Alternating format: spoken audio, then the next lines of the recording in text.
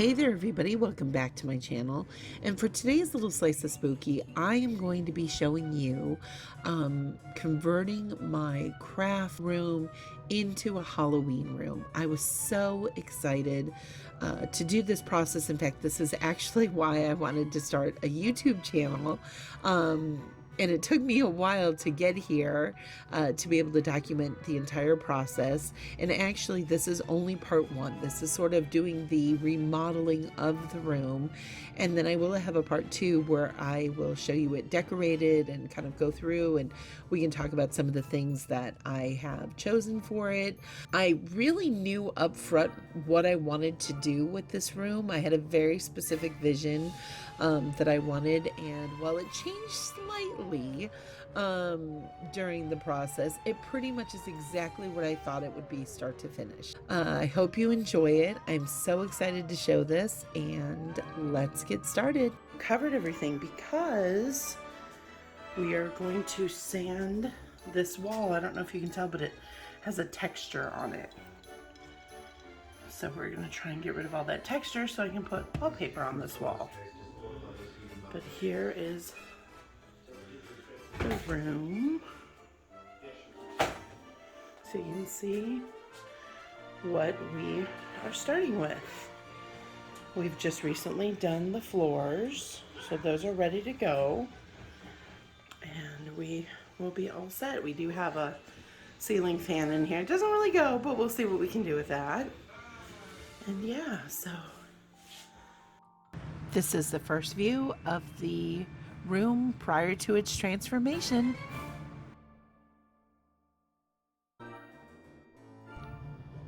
So I found a really great wallpaper from Spoonflower, and I will have that information in the description box down below. And I sent out for some samples, and we tried the different samples, and actually their peel and stick wallpaper worked the best. However, you needed to have a smooth surface. It wouldn't work on textured walls. And here in California, they love textured walls. So we are now going through, I'm videotaping my husband sanding this entire wall. I knew I wanted the wallpaper to be a statement piece on this wall here. As you walk in, you could see it. So we are actually sanding it all down and prepping it for the wallpaper.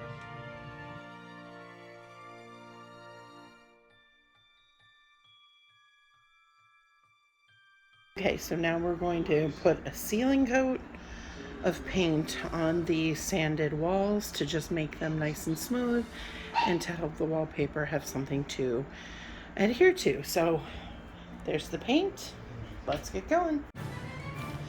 Okay, so here is the color paint I wanted to use for the opposite wall. As you can see, it's sort of a light gray, just a very mild gray. The color of the wall is above it. You can see it kind of looks a little creamy there, but it really is more of like an off-white. So I just wanted a little bit of gray to just set it apart just a little bit. Here is the wall with the first coat gray. I know it's a little bit patchy, but I just wanted to kind of see what it looked like. The other wall has that sealant coat on it that was also kind of a gray, but I wanted a warmer gray here. So here's the first coat. Like I said, patchy there, but it's going to go along this wall. Something else that is exciting that I wanted to show, we did a test of the orange, and look at that. It is gorgeous. It's my favorite color. I really wanted to get a true like jack-o'-lantern orange, and you can see he also needs a second coat because he's not finished, but he looks gorgeous, and I'm so excited to make this room happen, so stay tuned. Okay guys, got the first coat done. Love the color orange. It's probably very, very patchy, but coat one done, and I'm going to get the ceiling later. I did get some marks on the ceiling, so we get to patch that, but at least coat one is done. So change of plans. I decided no on that gray and decided to go with an ivory here. So as you can see, I've got a test of the ivory over the gray. I really think it's going to be a better fit for that wall. Here is the big reveal of the wallpaper that I chose. It was by Spoonflower. I believe it was Happy Jacks, and I know it comes in other colors too, like a gray and blue, and I think maybe like a yellow, a different yellow and orange. But I just loved their faces. I thought they were so cute. I thought it had like sort of a vintage vibe and kind of an over the garden wall feel to the pumpkins and their little faces, and I just absolutely loved it. And then again, like I said, we ended up going with the peel and stick after trying two different samples, and the peel and stick was incredible.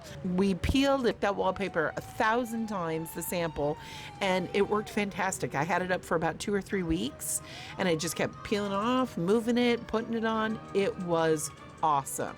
So here we are, just lining it up. You have to scrape out all the bubbles. It's a little bit of a process, not too hard, but we had some weird angles. As you can see, I've got those 2 windows there.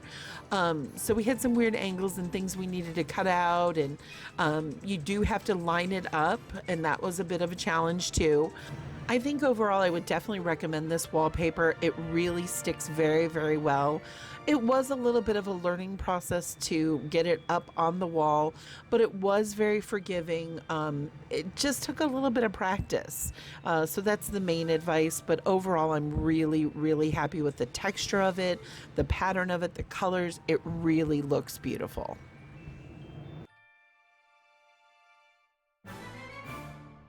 And here it is. It's up on the wall. I love it so much. I'm taking this picture at night. The lighting is never really fantastic. What I like about it is the background's kind of like an ivory. That's actually why I chose to go with the ivory paint, because it was more ivory than I thought, but I just love it. Okay, so next up, we are working on the window cases or the window molding. I knew that I wanted this done. We have it in other parts of our house. My husband actually did it all around our house. And I knew I really liked it, and I really wanted to have it be black. I thought the contrast again around the windows with the wallpaper and the painting, I just thought it would really make it pop and again, really give it that vintage look. So he's going through and he's attaching it, and I really think it made a difference with these windows, and it ends up turning out incredible.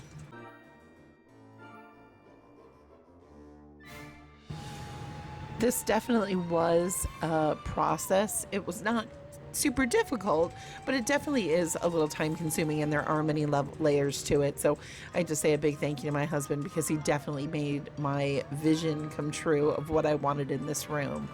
So again, here he is doing the lengthwise of the window casing.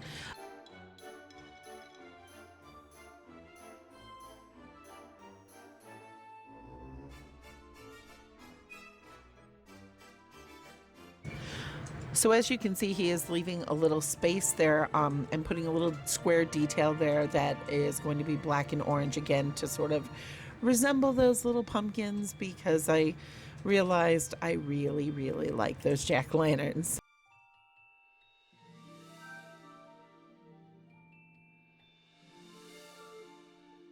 Okay, so next up we have the wainscoting, the paneling along the walls that I definitely knew I wanted. We again have this in other parts of our house, so my husband has done it before. We're lucky he has a couple of tools, a chop saw, and things that you definitely need for this. But again, it's not terribly difficult, but there are a lot of steps. Once you cut the pieces out, there are things you need to consider, like outlets or windows are not just perfectly square, or they have weird spaces like these two in the middle do. So again, it's not a difficult thing, but I wouldn't say it's necessarily easy either. But I know that when he was researching how to do it initially, he watched a lot of YouTube videos, and like I said, we do have access to some tools, so he was able to do it all himself. Again, there's the sample that we kept moving all over the place. I wanted to see how it would stick in different areas, and if you peel it off and put it back on, and it ended up, like I said, sticking for about 4 weeks after being pulled off about 4 or 5 times. So yeah, this wallpaper I think is going to be incredible.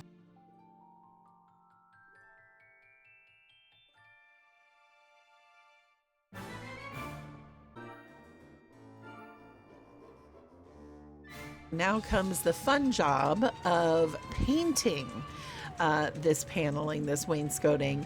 Here I go. I'm going to paint it. I knew I wanted black because I thought the contrast of the black against that wallpaper would just make the room pop. I did go with a satin finish black, so it's not quite flat. I wanted to go for a vintage vibe, and I thought that that flat black would definitely make it look more of that old school vintage. So here we are in our garage, and as you can see, my husband is using a chop saw to cut the chair rail pieces that actually go on top of the wainscoting or the wood paneling in the room.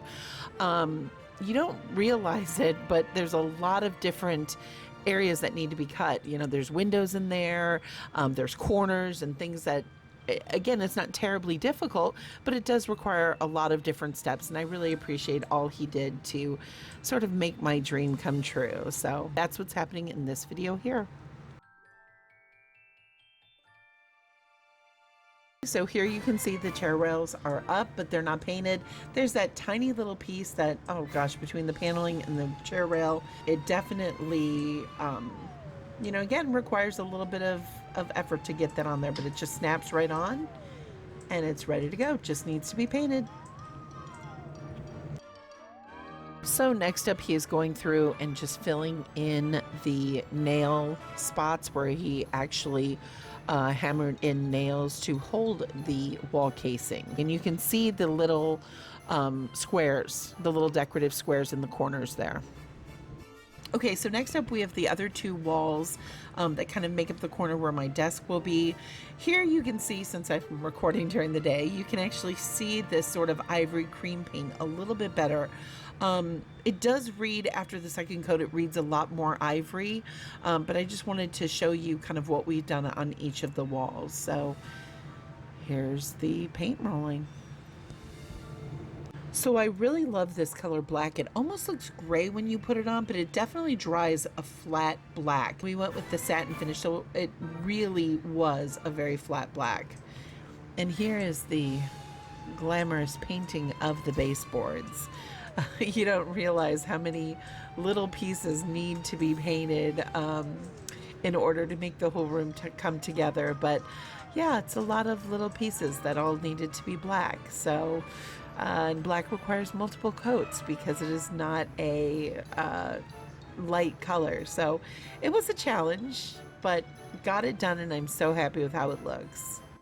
Okay guys, so here is the finished room painting, I guess. You can see the ivory walls there. We've got the black wainscoting. I do want to put something on that light switch, but I just haven't done it yet. You can see the beautiful, beautiful, beautiful wallpaper, the Spoonflower Happy Jacks. I just love so much how that came out. And then there's the little corner details from the window casings that I painted with the little orange inside. Here is the orange wall. It definitely came out darker. You can kind of see it lightens up there, but it looks darker on my camera than it does in real life. This is my desk area. Both those walls are cream, and then the entrance, I have painted orange there. I am going to keep the blinds white. They'll tie in a little bit later, you'll see that, but I've decided to keep those white. But here is the whole room. Again, it looks a little darker on camera than it does actually in real life, but you'll see as we add more stuff, colors start to correct themselves. I am going to keep those two walls. We're not going to put any wood paneling on them. I want to keep them blank because my desk goes there. I am going to put artwork up on those walls, but I at least wanted you to see how the room looked before we started decorating. Okay, for part one, I am going to show you the furniture I'm putting in the room. You can see I have two large black bookcases plus a medium white bookcase. So that's why I'm going to tie in those white blinds. There is my haunted spooky dollhouse that I'm currently working on. I've added my couch with an orange cover, and then I found a about 7-foot white Christmas tree that I will decorate. That is the first piece of, I think, art that I actually purchased for this room, so it had to be there in sort of the first reveal. But yeah, I'm just kind of placing things out, seeing how they fit. So I am going to show you one thing I am hanging up on the wall. It's a mirror, corkboard, little ledge thing, and I'm treating it like a piece of furniture. So that's why it's in this video and not part of the decorating video. But here it is. I'm so excited and can't wait for you guys to see part 2. Okay, guys, so that was my part 1 of my Halloween room makeover. I'm so excited to share the fully decorated dream come to life room in the next video. So definitely make sure to subscribe, like this video, comment down below. What do you think it's going to end up looking like? I want to hear your ideas.